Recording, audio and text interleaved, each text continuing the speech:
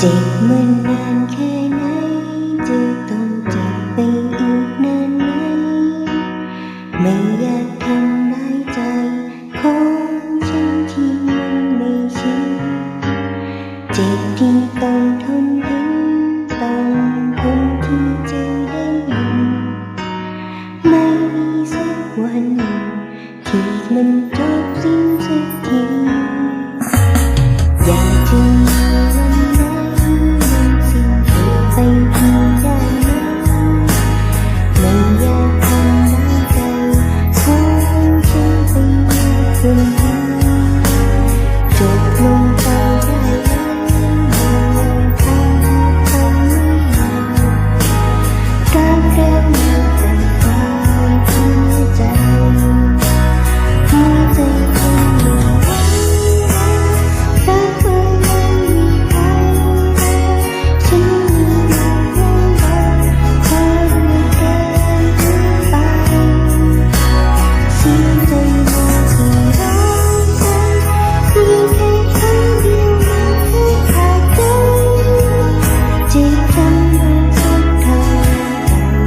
อยากขอให้สิ้นสุดสักที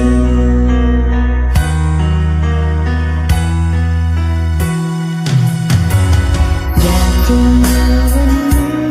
มันสิ้นสุดไปที่ได้ไหมไม่อยากทำร้ายใจของฉันไปมากกว่านี้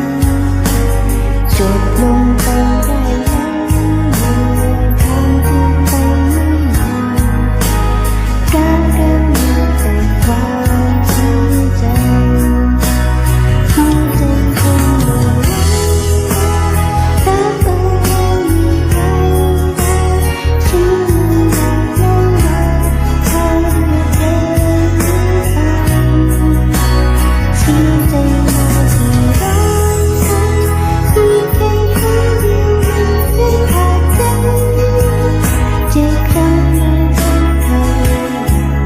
อยากขอให้สิ้นสุดสักที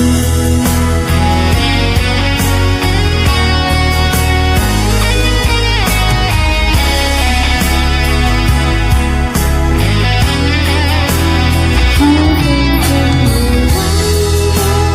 รักเอาแล้วมีใครฉันมีแต่เรื่องราวขอเรื่องเกินไปเสียใจมากที่รักฉันเพียงแค่ครั้งเดียวมันแค่ขาดใจเจ็บช้ำมาสักเท่าไรอยากขอให้สิ้นสุดสักที